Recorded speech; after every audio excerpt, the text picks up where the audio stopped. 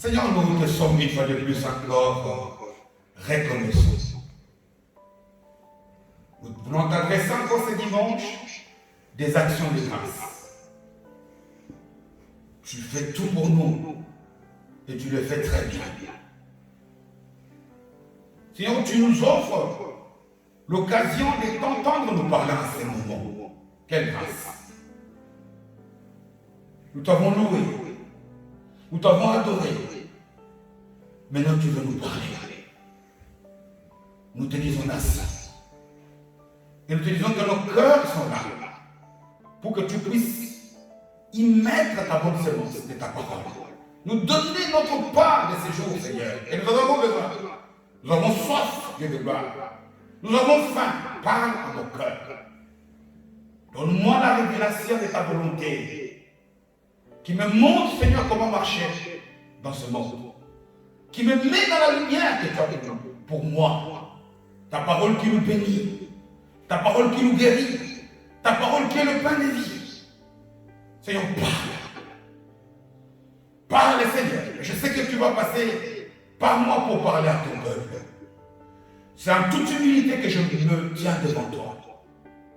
Pour que tu puisses moindre d'une onction spéciale qui vient de toi. Pour que de ma bouche ne sorte que ta parole à toi. Pour que de ma bouche, on n'entende que ta voix. Seigneur, merci pour ce que tu vas faire. Merci pour ce que tu vas dire. Merci pour la parole de salut. Merci, Seigneur. Voilà pourquoi nous voulons t'acclamer très fort, t'adresser des actions de grâce, te dire que tu es bon, te dire que tu es merveilleux. Nous avons ainsi prié au nom puissant de Jésus.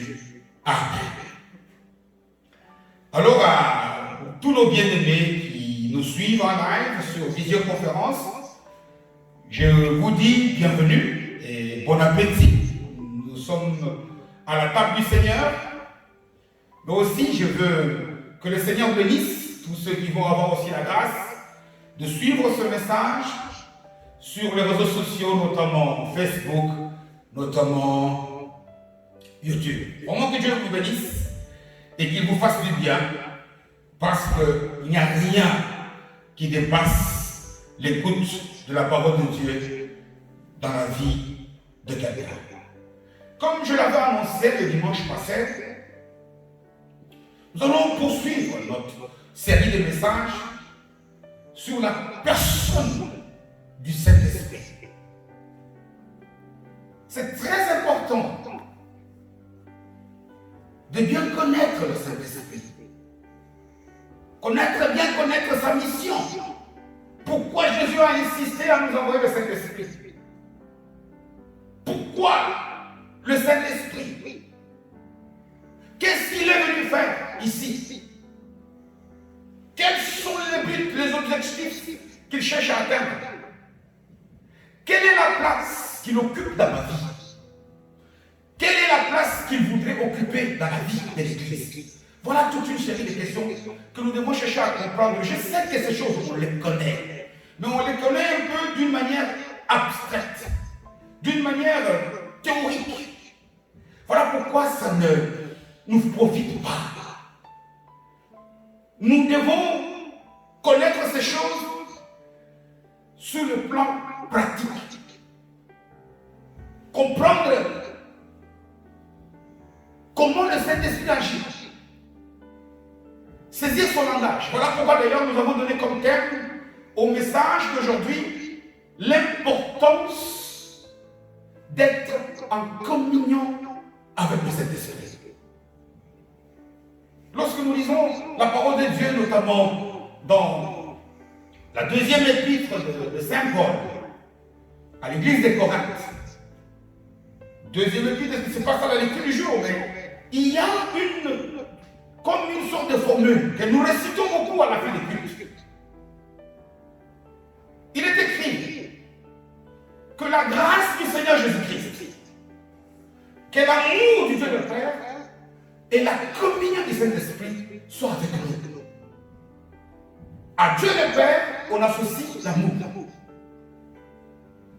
À Jésus, on associe la grâce, le salut. Mais au Saint-Esprit, on associe la communion. C'est quoi être en communion avec le Saint-Esprit? Pourquoi c'est important d'être en communion avec le Saint-Esprit? Voilà des choses que nous devons chercher à bien connaître, pas à connaître, à bien connaître, à bien appliquer dans la vie. Quand on dit qu'on est en communion avec quelqu'un, ça voudrait dire que nous sommes dans une relation d'intimité, qu'il n'y a pas de secret, qui nous dit tout, que nous avons une relation privilégiée. Nous sommes d'accord sur tout et sur tout. Voilà être en communion.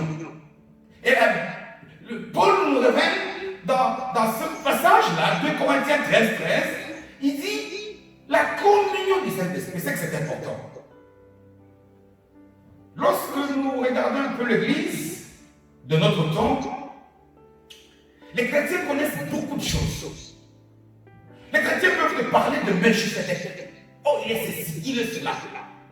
Les chrétiens aiment beaucoup de messages où on leur dit, on leur donne les 5 clés pour avoir les finances, les 7 clés pour écraser les montagnes, les 10 clés pour la délivrance des cas résistants. Les chrétiens connaissent ces choses. Mais depuis qu'on connaît ces choses, regardez pas nos vies. Est-ce que nos vies sont changées? Le problème est là. On connaît toutes ces choses. Je ne dis pas que c'est mauvais, ce n'est pas bon de les connaître. Au lieu de connaître les clés, la clé des clés, c'est d'être en communion avec les Saint-Esprit. Pourquoi? Parce que c'est lui qui nous donne, Jésus le dit dans Acte 1:8, la puissance pour avoir toutes ces clés-là. Parce que tu as beau connaître Melchisedec, toutes les clés pour ceci et pour cela. Mais si tu n'as pas l'onction, tu n'as pas la puissance du Saint-Esprit, c'est difficile. Les chrétiens, nous connaissons aussi très bien toutes les qualités du Dieu le Père. On sait qu'il est créateur. On sait qu'il est miséricordieux. On sait qu'il est fidèle. Mais l'important, c'est de ne pas surtout de connaître que Dieu est puissant. Le plus important, c'est de aussi vivre la miséricorde de Dieu. C'est bien de savoir que Dieu est compatissant. C'est bien de savoir que Dieu pourvoit, Dieu guérit. Mais il y a quelqu'un dont la Bible nous révèle que celui qui sait sonder même les profondeurs, qui connaît les secrets de Dieu, qui sait nous dire Dieu est miséricordieux. Mais regarde ce que tu dois connaître de Dieu ou ce que tu dois faire de Dieu pour profiter de la miséricorde. Voilà encore. Nous savons tout sur le plan théologique, sur le plan doctrinal de l'œuvre de Jésus. On sait qu'il est monté sur la croix. On sait qu'il a fait ceci, qu'il a guéri des malades. Mais Jésus lui-même, n'est-ce pas lui qui a dit que c'est bien de connaître ces choses-là, mais laissez-moi partir pour que je puisse vous faire don de celui par qui, par la puissance qui agit en vous, je suis capable de faire des choses au-delà de ce que vous me demandez, au-delà de ce que vous pensez. Voilà ce qu'il dit, je pense, dans la lettre d'Éphésiens, chapitre 3, verset 20, je pense. Il dit ça. Toute l'œuvre de Jésus chez lui, la connaître. Je ne dis pas que c'est mauvais, c'est très bien. L'Église est arrivée maintenant à une étape où nous devons aller monter des camps. Connaître l'œuvre, mais chercher aussi à connaître comment nous pouvons profiter de cette œuvre. Pourquoi? Parce qu'il y a quelqu'un qui a été détaché du ciel. Quelqu'un qui, dans le langage humain, on dirait le gouverneur. Connaissez le rôle d'un gouverneur? Un gouverneur, dans les temps anciens, lorsque un pays avait conquis un autre territoire, il va placer un représentant du pays dominant dans ce pays qu'on appelle les gouverneurs. Dans le monde moderne, les gouverneurs des provinces sont ceux-là qui viennent, au fait, qui sont des antennes de l'État central. Parce que l'État central ne peut pas être présent partout. Donc c'est la même chose, c'est cette mission-là que le ciel a détaché une personne de son trône. Et cette personne, c'est le Saint-Esprit, qui vient, qui doit nous enseigner, qui doit nous montrer, qui doit nous donner des clés pour savoir alors comment vivre la vie du ciel. Et c'est ça, voilà pourquoi c'est très important. Nous avons des tas de preuves qui montrent que l'Église néglige le Saint-Esprit. Je dis bien néglige, le terme est bien choisi. Il dit des choses, mais dans les apparences, ça n'est pas vrai. Regardez, par exemple, le fait qu'on ignore la mission de son œuvre, on ne sait pas pourquoi Jésus a fait l'Église. On ne comprend pas le rôle de l'Église. Et on ne sait même pas encore plus loin. Par la grâce de Dieu, on le verra. Pourquoi est-ce que le jour de la Pentecôte, il y a eu la flamme, le feu, c'est le symbole de quoi? Et puis pourquoi est-ce que la première manifestation, c'était que les gens qui ont reçu ont commencé à parler une langue nouvelle. Pourtant, toi, tu as le Saint-Esprit. Tu parles toujours, tu as toujours la langue ancienne. C'est très important de comprendre. C'est bien toutes ces choses. De comprendre que quand je reçois le Saint-Esprit, ma langue, je dois parler un nouveau langage. Un langage du ciel. Je dois, c'est vrai, je dois devenir une flamme de feu. Tout doit changer en moi. Et l'Église est née ce jour-là. Parce que l'Église, ce n'est pas pour des non-convertis. Non, l'Église, bibliquement, selon Ephésiens 4, c'est que les gens qui ont été sauvés viennent se faire perfectionner pour alors aller conquérir les païens dehors. Jésus-Christ a fait des dons, les saints ministères, pour le perfectionnement des saints, en vue que les saints aillent faire le ministère, aillent dans le monde pour accomplir l'ordre du vin suprême, aller faire de toutes les nations bénies. Donc aujourd'hui, comme je l'ai annoncé, nous allons essayer de comprendre pourquoi il est utile d'être en communion avec le Saint-Esprit. Pourquoi nous devons avoir une relation privilégiée. Il est où?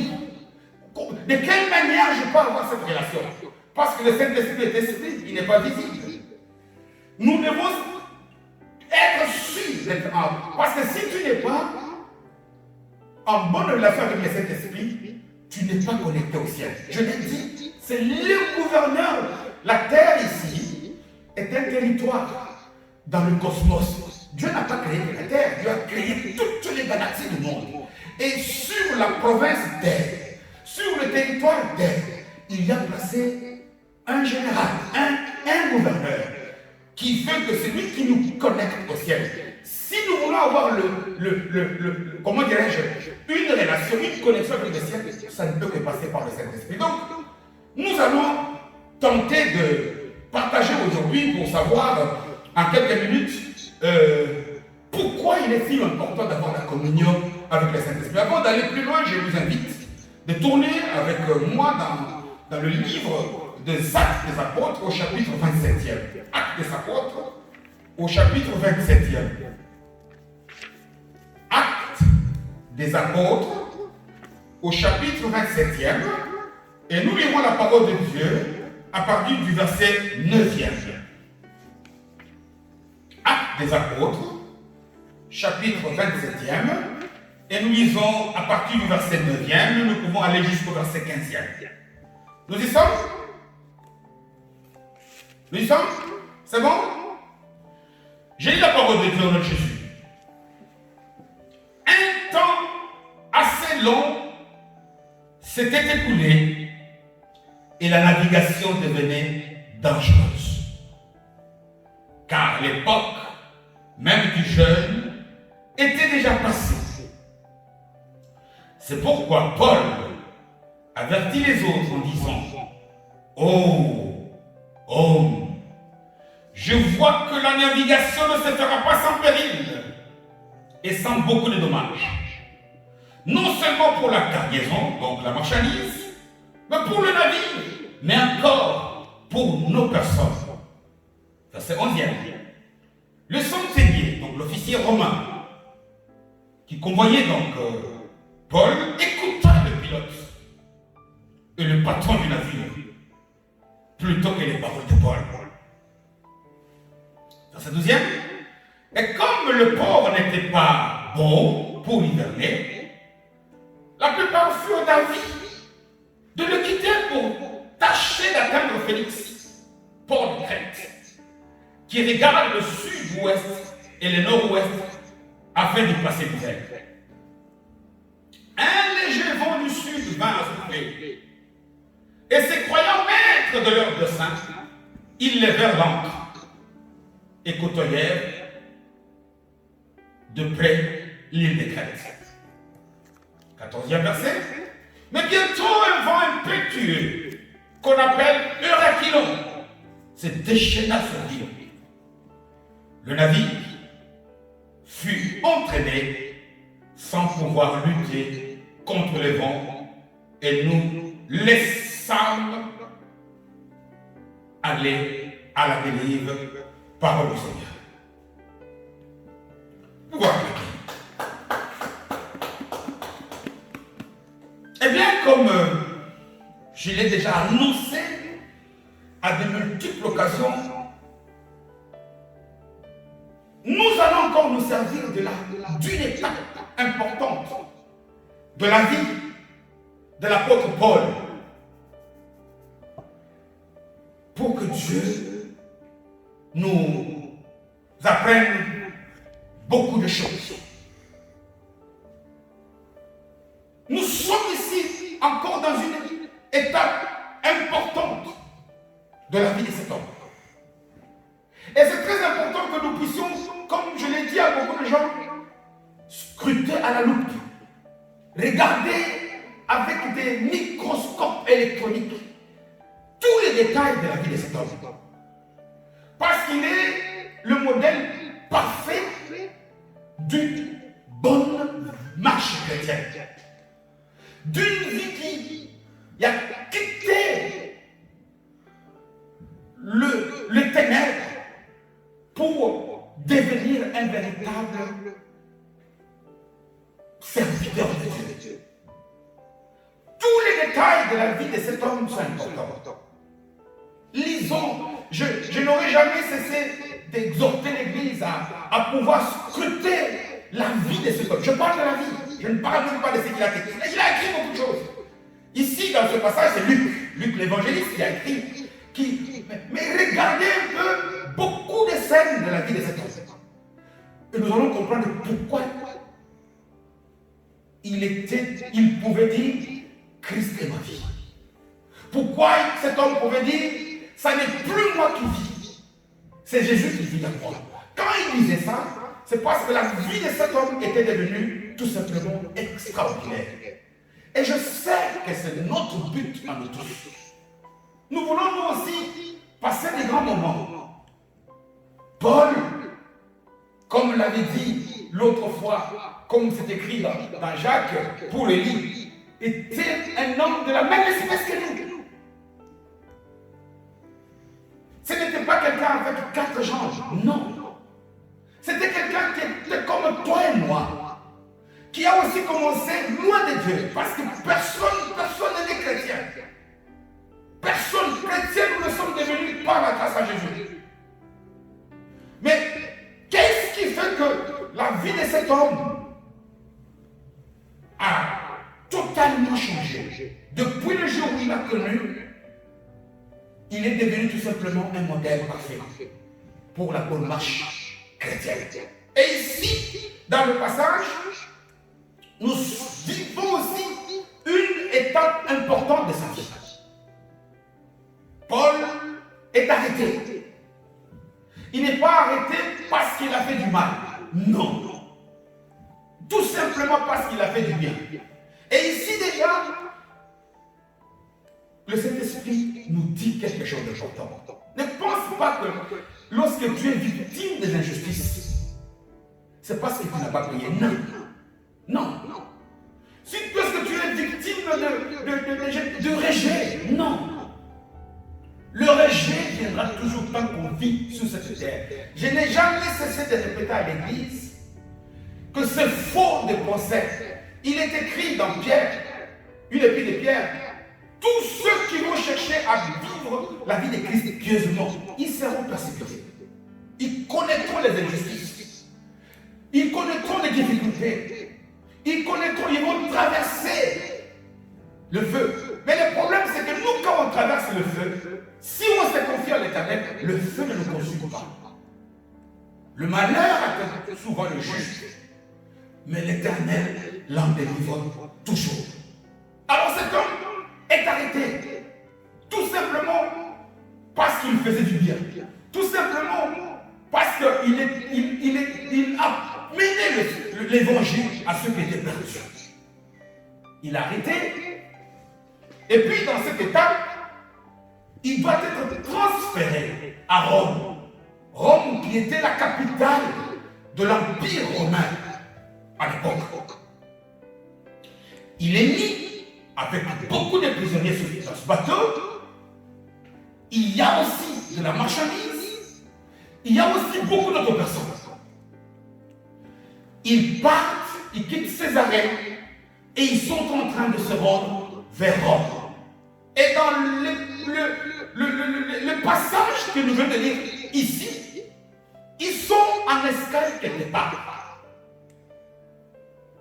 Ils sont en escale quelque part et les gens, que ce soit les prisonniers comme Paul, que ce soit le capitaine, le pilote du bateau, que ce soit le patron, que ce soit les centeniers, que ce soit les autres passagers, il faudrait prendre une décision importante. Compte tenu des conditions qu'il y avait à l'époque, faut-il continuer le voyage ou ne faut-il pas continuer? Et ça, c'est aussi une leçon que nous devons apprendre. Parce que nous marchons. Parce qu'ici, au verset 9, on dit, un temps assez long était et la navigation devenait dangereuse. Il y a toujours un moment où dans notre marche, on est devant des étapes. Dois-je partir ou dois-je m'arrêter?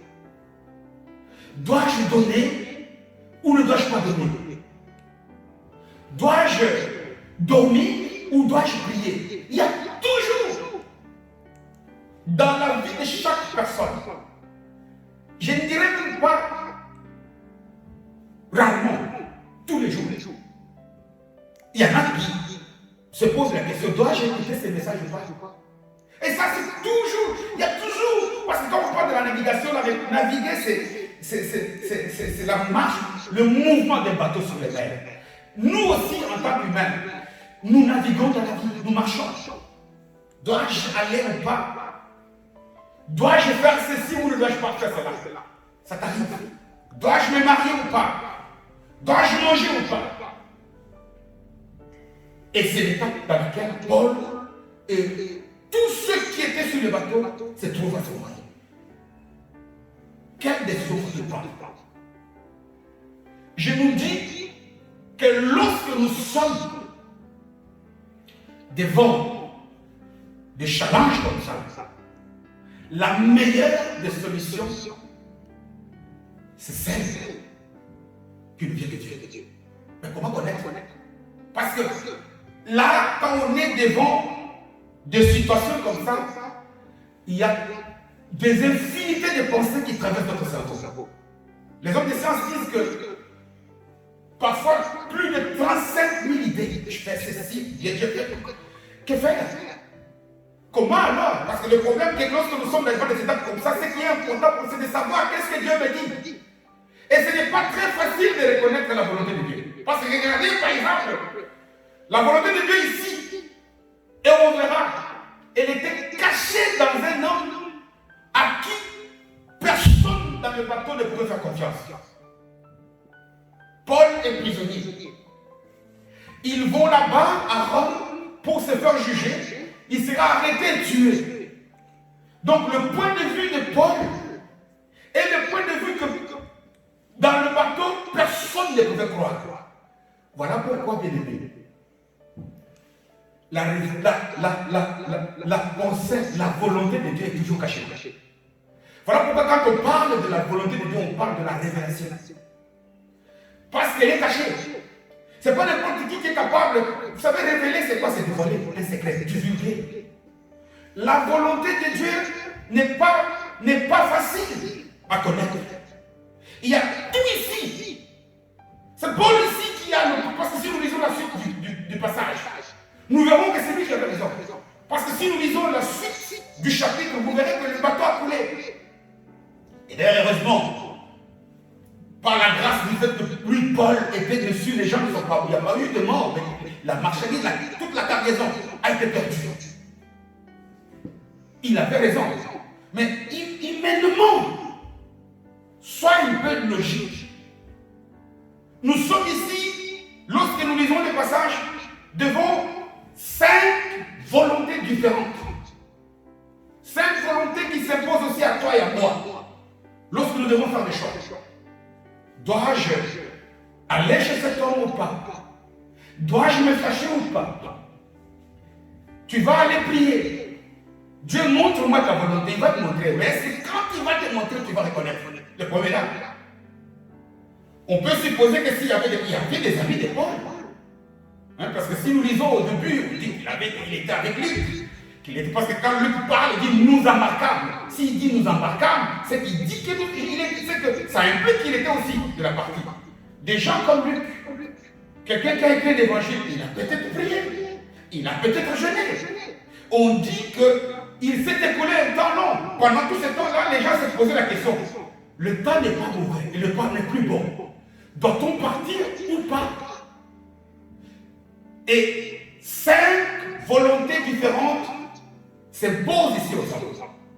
5 volontés, 5 options différentes se tiennent devant nous et nous masquent et nous rendent la vie difficile pour reconnaître quelle est la volonté de Dieu. Pourquoi la première volonté ici, c'est quoi? La première difficulté pour reconnaître ce que Dieu dit, c'est quoi? C'est le point de vue du pilote, du commandant. C'est quelqu'un qui fait le trajet. C'est un homme de métier. C'est quelqu'un qui a toujours conduit le bateau. Si nous lisons le texte, lui dit on part. Le problème que nous avons, c'est souvent nous aussi, devant le choix de ceux qui connaissent, les médecins, devant le choix de ceux qui connaissent, même des pasteurs, devant le point de vue de ceux qui ont la connaissance et le bon jugement, comme des avocats, qui nous disent avance. Dois-je avancer ou pas? Le premier là. Parce que nous sommes nous aussi devant ces choix-là. Il y a le spécialiste, le capitaine, parce qu'on dit ici, il est bien écrit que le centenier est l'officier militaire romain qui gardait tous les prisonniers, donc les Paul et les autres. Il est allé lui dire au verset 11, le centenier écouta le pilote et le patron de navire plutôt que les paroles de Paul. Pour le centenier, allez, allons-y, on peut partir. Très difficile. Lorsque nous sommes confrontés à faire des choix, comment reconnaître la volonté de Dieu entre les paroles d'un spécialiste et de celui qui est prisonnier? Une seconde difficulté, c'est qu'il n'y a pas que le point de vue des spécialistes, mais il y a aussi le point de vue du patron, donc de l'intérêt. Combien de fois nous avons difficulté à écouter la voix de Dieu? Parce que nous avons tendance à... Savez-vous pourquoi est-ce que les gens commettent souvent le péché? Est-ce qu'on s'est déjà demandé ce qu'on appelle péché? Voler, tricher, ou je ne sais pas moi. Savez-vous pourquoi les gens le font? C'est parce que de beaucoup de péchés. Il procure une certaine jouissance à la chair. Quand quelqu'un triche à l'école, c'est parce qu'il croit qu'il va réussir. L'intérêt que nous avons parfois nous aveugle. Nous prenons très souvent des décisions, non pas par rapport à la parole, mais par rapport aux intérêts que nous allons avoir que nous allons perdre. Si je fais ça, il y a tel intérêt. Si je fais ça, je serai aussi comme ça.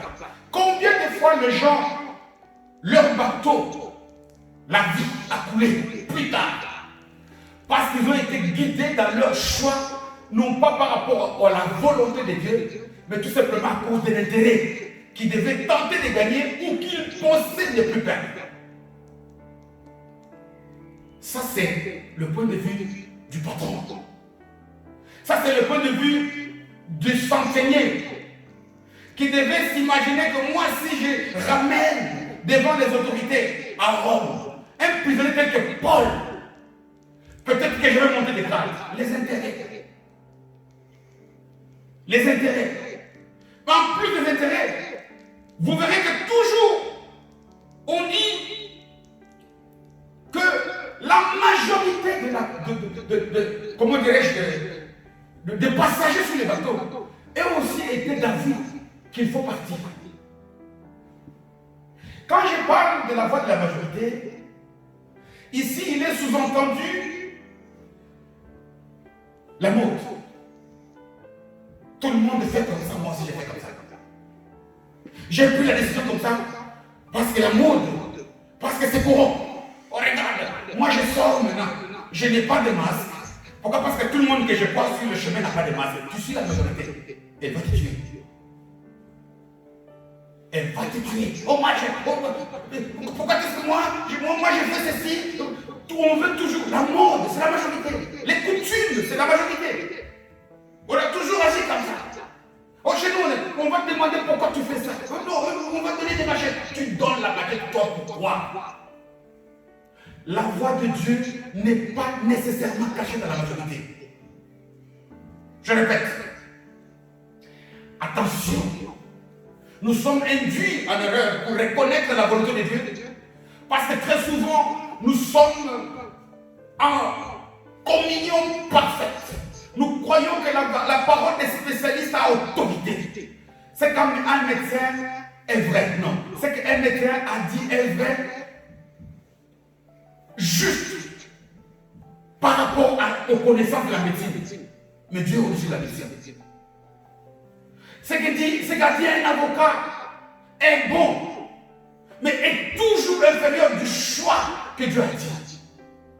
Et puis, les intérêts que tu dois gagner ou perdre ne te trompent pas. Et souvent nous sommes trompés par rapport à ça. Et puis tout ce qui concerne la majorité, là où on met tout. Tous les étudiants font comme ça, moi je fais comme ça. Tous les jeunes font comme ça. Nous sommes appelés. Savez-vous ce que ça voudrait dire lorsque nous avons le passage du passé, on dit les vases d'honneur sur les vases sanctifiés. Sanctifié, ça ne veut pas tout simplement dire sans péché. Sanctifié, c'est mis à part. Nous avons été tirés du monde. Nous avons été sanctifiés, mis à part. Nous ne devons pas chercher à copier le monde. Nous ne devons pas chercher à faire des choses comme la majorité des gens. Nous devons chercher la majorité du ciel. Et d'ailleurs, la vraie majorité, c'est celle qui est dans la parole de Dieu. Troisième choix était celui-là, la majorité. Spécialiste, intérêt, majorité. Mais il y a un quatrième choix. Ça, c'est ce qu'on appelle le bon sens humain, les jugements humains. Les gens qui regardent, mais la météo, elle est bonne. Pourquoi lui, il dit ceci? Et ce que lui, il dit là, il peut le faire. C'est le bon sens, c'est la météo.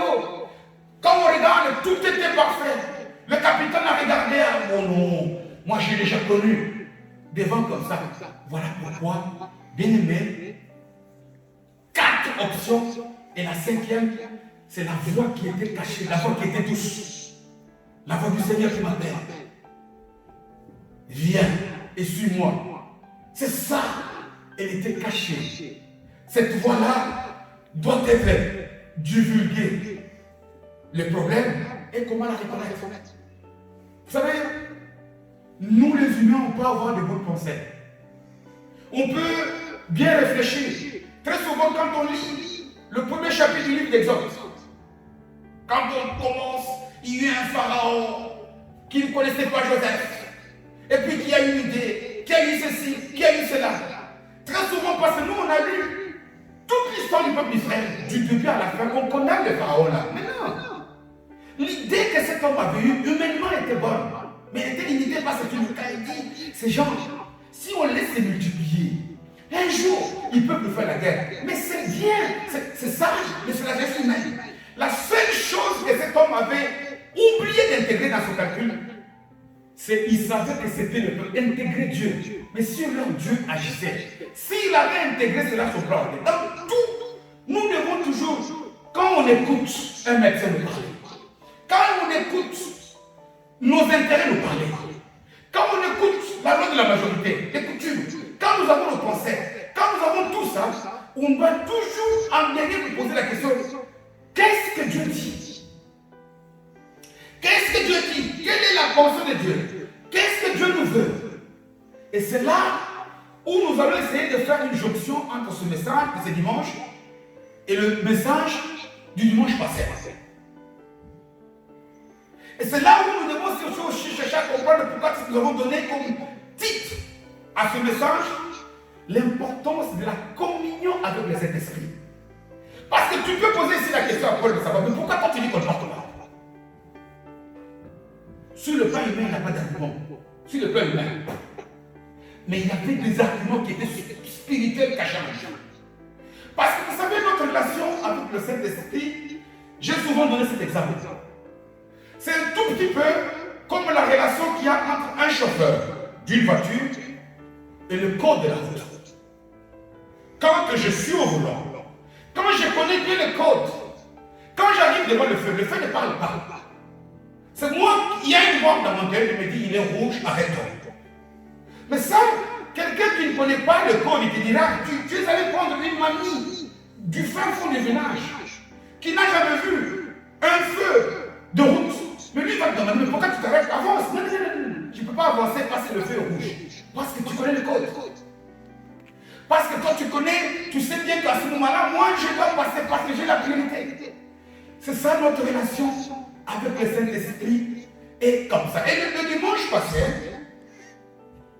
nous avons vu que le salut, le fait que nous sommes sauvés, nous sommes devenus des enfants de Dieu, c'est le début, c'est pas ça. N'était content pas tout simplement parce que tu es sauvé de venir tous les dimanches à l'église, de chanter, de prier, de jeûner, et puis c'est tout. Non, c'est le début. C'est le début d'une mission. Pourquoi? Parce que nous avons aussi vu que tout le monde n'entretient pas la même relation avec Dieu. Pourtant, tous membres de l'église.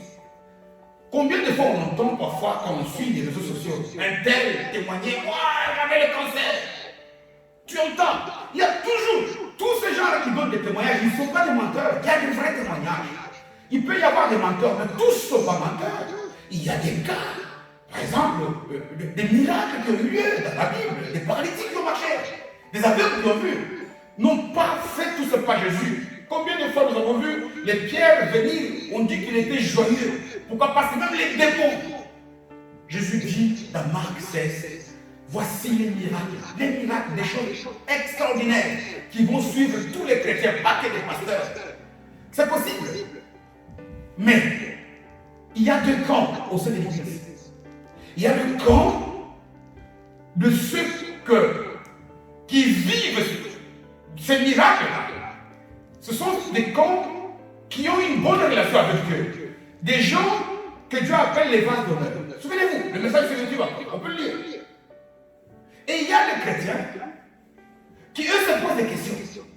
Ce sont ceux-là souvent qui disent, on entend toujours, si tu es vase de peu de valeur, vase de terre, ou je ne sais pas moi, de bois, tu vas toujours contester. Et moi, je veux que chacun d'entre nous qui sommes ici, surtout dans cette période de confinement où chacun a eu à se poser des questions, rien n'était possible. Je ne connais pas. Tu es aussi à une étape de la vie où tu dois prendre des décisions importantes. Nous sommes nous tous ici où la marche de navigation commence à devenir difficile. Mais ici, nous devons chercher à entrer dans le camp des gens qui ont une bonne relation avec Dieu. Des gens que Dieu appelle, donne l'image des vases d'honneur, des vases d'or et des vases d'argent. Nous l'avons lu dans 2 Timothée, chapitre 2, verset 20 à 21. Il y a ça. Comment faut-il les devenir? On a donné des gens que Dieu a mis à part, qui ont cru en Jésus, mais qui sont purs, qui se maintiennent purs, mais aussi qui sont utiles à leur royaume. Et c'est ça la mission qui a été confiée au Saint-Esprit. Jésus dit, vas-y, vas-y, va, rends ces gens purs et enseigne-leur à devenir utiles. Je l'ai dit avec mes mots. Voilà pourquoi lorsque nous lisons dans un texte, notons des passages comme ça. Première épître de Paul aux Corinthiens, chapitre 12, verset 13e. Il est écrit ceci. Tous ceux qui ont reçu Jésus, ils ont été baptisés dans un même esprit pour former un corps. Voilà ici la raison. Le corps dont on parle ici, c'est l'Église, qui est le corps de Christ. Quand on dit que nous avons été baptisés par le même esprit, ça veut dire baptisé veut dire que nous avons été plongés. Jésus a pu tous les sauver, il les a mis dans un sac qu'on appelle Église, le corps de Christ. Et cette Église-là, le passage enchaîne. Il dit qu'ils ont été baptisés dans le Saint-Esprit, mais aussi il enchaîne au même verset 13e pour essayer de boire le même breuvage, c'est-à-dire consommer la parole. Et parler un langage nouveau. Voilà pourquoi Jésus, dans l'épître aux Éphésiens, il dira qu'il a fait don des saints ministères, des évangélistes, des pasteurs, des apôtres, des docteurs, des prophètes, pour perfectionner tous ceux qui ont été plongés dans le Saint-Esprit. Donc, l'Église est un sac qui doit recevoir les enseignements du Saint-Esprit, qui doit écouter ce que le Saint-Esprit dit, qui doit chercher à connaître quelle est la volonté de Dieu. Il nous enseigne. Et d'ailleurs, je fais référence pour revenir à ce que je vous ai dit. Pourquoi? Parce que nous devons connaître la volonté de Dieu qui est cachée là-bas. Nous devons savoir à ce moment, dois-je donner ou pas, dois-je partager ou pas. Nous réfléchissons beaucoup. Nous avons souvent des réflexions humaines. Ah, si je fais ça, je vais perdre. Là, tu réfléchis comme les capitaines ou comme je ne sais pas moi les autres. Nous devons nous écouter la voix de Dieu qui m'appelle. Elle est cachée. On dit, Paul dit aussi aux Corinthiens, je pense chapitre 1er, il dit, non, je pense aux Colossiens, aux Philippiens, il dit, cette sagesse qu'il enseigne a été cachée aux sages. Mais c'est le Saint-Esprit. Pourquoi? Parce qu'à ce moment-là, les gens n'avaient pas cette grâce que nous avons d'avoir le Saint-Esprit qui vient en nous, qui n'est pas visible, mais qui nous donne les intuitions, la perception de connaître, qui nous apprend les codes de route. Comment tester? Ah, là, il y a le feu rouge. Le monde ne comprend pas. Toi, tu dis, moi, je ne parle pas. On te dit, ne fais pas ceci. La logique te dit, ne fais pas. Il y a des intérêts qui te disent, triche. Toi, tu dis, tu as un sentiment dans ton cœur que tu ne peux pas expliquer. Dis-moi, un chauffeur, lorsqu'il conduit, quelqu'un qui a la maîtrise du code de la route, lorsqu'il est devant le feu, est-ce qu'il sait la raison pour laquelle il s'arrête? Mais non, mais c'est parce qu'il connaît, il connaît les codes. Il connaît les codes. Nous devons chercher. Nous n'arrivons pas à connaître ce que Dieu veut, sa volonté, parce que nous n'avons pas les codes. Parce que nous sommes à l'église. Oui, je parle ici de l'église, corps de Christ, l'église universelle. Mais tout ce qui est de la parole, on écoute là, ça sort là. Souvenez-vous de la parabole. Donc Jésus lui-même dit, quelle est la principale? C'est lui qui n'a pas connu cette parabole, il n'a pas des quatre terrains. Parfois on écoute, on crie, alléluia, amen. Mais parfois c'est la parole qui tombe sur une terre aride, sur une terre avec des épines. Il y a des gens par exemple qui écoutent la parole de Dieu, mais il a tellement de soucis, ou bien il a un intérêt que parfois son intérêt va le distraire. La voix du Seigneur est douce, elle est discrète, elle vient là où on ne pense pas qu'elle peut venir. Dans le calme, cet homme prisonnier, tu crois ce qu'il dit, tu crois cette intuition, oui ou non. Et lorsque tu crois, ça va. Mais si tu ne crois pas, toi aussi tu vas croiser un reculon. Il y a des tempêtes que nous sommes en train de croiser, des reculons qui nous produisent sur nos vies parce que nous ne sommes pas en bonne communion avec le Seigneur. Parce que nous ne sommes pas passés à l'école. Pourquoi? Parce que c'est à l'école du Seigneur et c'est par là que je suis en train de tendre vers la fin du message pour nous dire que l'importance de cette école, c'est parce que reconnaître la volonté de Saint-Esprit n'est pas facile. Ce n'est pas donné à tout le monde. Nous pouvons nous souvenir de ce qui est arrivé à Samuel au début, quand il ne connaissait pas encore bien Dieu. Le jour de son appel, 1 Samuel chapitre 3e. Il était jeune. Quand on dit qu'il était jeune là, ne prenons pas tout simplement la Bible au mot. Ce n'est pas jeune que physiquement, même spirituellement. Parce que quand on dit qu'Élie, le sacrificateur, lui était vieux, mais c'est la sagesse de Dieu qui était. Quand il voit, il dit, vas-y, c'est Dieu qui parle. Tout ça pour nous dire, et reconnaître la voix de Dieu n'est donné qu'à ceux qui sont dociles à chercher vraiment l'intimité avec la parole. Ceux qui cherchent à retenir les côtes, à tel point qu'il peut dire, pas. Scientifiquement, il n'y a pas de raison. Mais il a raison spirituellement. Et regardez comment Samuel pouvait ne pas. Lui, combien de fois toi aussi tu es comme Samuel? Tu as entendu, lorsque Dieu te dit ne va pas, toi tu penses que c'est Élie qui t'a dit de ne pas aller. Mais Élie, tu m'as appelé. Voilà pourquoi on se précipite à aller auprès des médecins. On se précipite à mettre en pratique la volonté des hommes. À chercher il faut apprendre, il faut étudier, il faut du temps. Élie a passé du temps. Élie pouvait savoir que dans cette situation, ces jeunes-là, scientifiquement, n'avaient pas de preuve. Et il avait raison. Parce que c'est ce jour-là que Samuel avait été appelé. Donc, je disais que nous devons chercher à nous familiariser avec le Saint-Esprit. Parce que la volonté de Dieu a des niveaux, a des degrés. Les vases d'honneur ne sont pas ceux-là qui font la volonté primaire de Dieu. La volonté numéro 1, Romains 12, souvenez-vous du passage, qui nous dit ne vous conformez pas au monde présent, mais laissez-vous transformer à l'école du Saint-Esprit par le Saint-Esprit, pour que vous puissiez arriver à discerner ce qui est bon. La prière, ça c'est le niveau de ce qui est bon. Quand on prie, c'est bon. Quand on jeûne, c'est bon. Quand on ne fait pas de péché, c'est bon. Mais Jésus dit dans l'évangile selon Jean que moi, celui qui m'a envoyé toujours avec moi, Jean 8, 29, parce que je fais toujours ce qui m'est agréable. Dans ce passage, on dit, tu vas discerner ce qui est bon.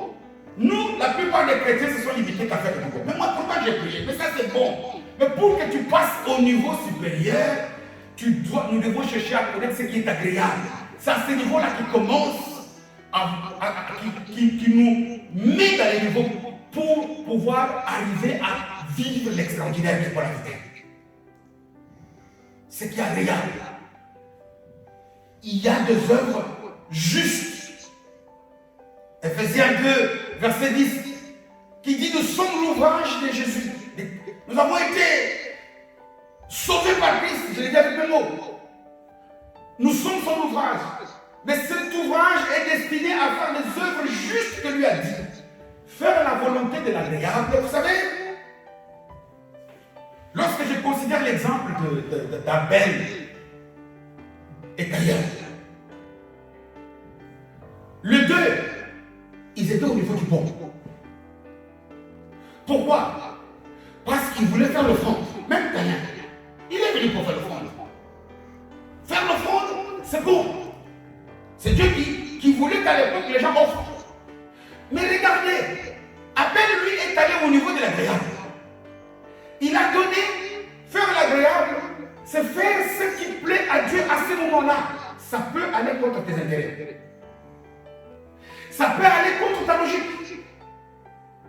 Ça peut aller contre le bon sens. Nous devons sortir de ce qui est bon. Nous devons aller au niveau de ce qui est agréable. Voilà pourquoi est-ce que l'Épître aux Hébreux, chapitre 11e, qui définit la foi, verset 6, on dit, sans foi, tu ne peux pas être agréable. C'est-à-dire, tu ne peux pas faire ce qui est agréable. Parce que pour aller contre mes intérêts, je dois avoir la foi. Pour aller contre la logique humaine, je dois avoir une confiance. Les médecins me disent ça, mais moi je crois que Dieu est au-dessus. Le niveau de l'agréable est le niveau de ce qu'on appelle les fils, les chrétiens matures. Ceux-là qui commencent à comprendre, à agir par la foi. Et la foi, ce n'est pas tout simplement, on le verra dans la suite, le fait d'avoir une simple confiance. La foi doit être pour nous un mode de vie. Et dire que les choses sont impossibles humainement. Mais moi, j'ai dit toujours que Dieu a raison. Voilà le niveau de la maturité spirituelle. On apprend pas ces choses pour que l'Église puisse croître. L'Église est restée au niveau de bébé, de chercher à faire que ce qui est bon. Je prie, c'est bon. Je jeûne, c'est bon. Très bon, même. Mais le miracle commence à partir de l'agréable quand on devient mature. Et le verset continue que non seulement nous devons chercher à reconnaître, discerner ce qui est bon, ce qui est agréable, mais il y a aussi le niveau qui est futur. L'église est la fiancée. Quand on arrive au niveau de l'épouse, ça c'est quand on a dépassé la maturité. C'est quand on fait ce qui est parfait. Vous savez, un fils, un mature, agit par confiance. Mais une épouse agit sur son parcours. Parce qu'une épouse peut être fatiguée. Mais quand son mari est bien, elle prépare. Pourquoi? Parce que ça c'est la raison. Donc, nous devons quitter les stades où on agit par la foi, chercher même à tendre, à faire des choses. Parce que ce n'est pas que la foi et l'amour sont contradictoires, non. La foi est contenue de l'amour. La foi est un sous-ensemble de la mathématique. C'est une partie de l'amour. L'amour est au-dessus de tout. Nous devons chercher à passer à ces stades. Commencer à faire des choses que je fais comme ça, oui, je vais perdre. Mais j'aime faire ça parce que j'aime Dieu. Je perds mon temps parce que j'aime Dieu. Je perds mon énergie parce que j'aime Dieu. Mais c'est là, lorsque nous allons arriver, l'église, tu vas arriver. Il est question ici, pas d'une question communautaire. Ça, c'est surtout aussi question de chaque vie chrétienne individuellement. La relation avec le Saint-Esprit. C'est ce que toi tu fais. Effectivement, parce que Paul avait plus de foi. Je vous dis que si nous lisons la suite du programme, Dieu a épargné, parce qu'il a envoyé un ange qui a épargné les vies humaines. Mettons-nous à côté des saints. Parce que Dieu va nous communiquer aussi sur cette identité et ça peut nous sauver de beaucoup de choses. Donc, je vais terminer le message pour te dire, pour me dire, pour vous dire. C'est très important. L'église, quand je parle de l'église, ici, corps de Christ, je ne me limite pas à nos assemblées. Je parle de la vie de l'église partout où nous sommes, que nous puissions nous comporter comme étant dans le sac du Saint-Esprit. Savoir qu'ici, les frères et sœurs de l'église ne me voient pas, mais le Saint-Esprit vit en moi. Je vous ai toujours dit qu'on peut fuir ce qui est à l'extérieur. Je me cache qu'il ne faut pas. Mais on ne peut pas fuir ce qui est à l'intérieur. On se cache avec. Voilà pourquoi il y a cette image qui vit dans nos cœurs. Où, automatiquement, si nous nous laissons transformer par lui, nous saurons quitter les niveaux du bon que nous sommes maintenant. De faire des choses qui plaisent au Seigneur, de prier, d'intercéder, de prêcher, de chanter. Mais le miracle commence à partir du niveau de faire l'agréable. C'est Jésus qui l'a dit. et d'étendre vers ce qui est parfait. L'élément de Dieu qui fait tout pour l'amour de Dieu. Saint-Esprit donc est venu pour pas nous mettre de maquillage, de make-up. Non. Vous savez, moi j'aime pas cette histoire-là qui cache, qui masque les figures des gens. Tu vas voir une figure de quelqu'un qui, la plupart des chrétiens sont des gens maquillés, très beaux, mais trempe cette figure-là dans l'eau. Tu vois l'original. Jésus veut voir une église, comme il est dit dans Éphésiens 5, verset 27, glorieuse, sans ride, ni tache, ni des sortes de genre. Les Saint-Esprit nous nettoient, comme le dit Job dans Apocalypse 19, verset 8, habillés dans une robe en fin lin blanc. Il dit dans ce passage, le fin lin, c'est quoi? C'est les œuvres justes des saints. Dieu attend qu'à partir d'aujourd'hui, toi aussi tu commences à poser des œuvres justes. Des œuvres justes, ce n'est pas selon toi. Non. Ce n'est pas des choses que toi tu fais selon tes calculs. Non. Ce n'est pas des choses que toi tu fais selon tes raisonnements. Non. Ce n'est pas des choses que tu fais selon les raisonnements du monde, ou des médecins, ou des spécialistes, ou de la majorité. C'est des choses que nous faisons selon la volonté de Dieu. Que Dieu nous bénisse. Nous allons nous mettre debout pour la prière. Nous bénissons ton nom, notre roi. Saint-Esprit, nous voulons être sur la même longueur d'onde avec toi. Nous devons t'assimiler pour que tu nous apprennes tes codes. Pour que même si on ne sait pas dire au monde scientifiquement pourquoi, mais on est convaincu que c'est ce que Dieu veut. Nous avons compris aujourd'hui que nous sommes bloqués par des tas de choses. Parfois, il y a beaucoup d'experts qui nous mettent sur les fausses pistes. Il y a beaucoup de gens qui ont la connaissance, qui nous sortent sur la ligne que Dieu a tracée pour nous.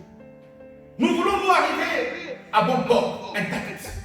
Nous voulons aller là où Dieu veut que nous puissions aller. Arriver là où Dieu veut que nous arrivions.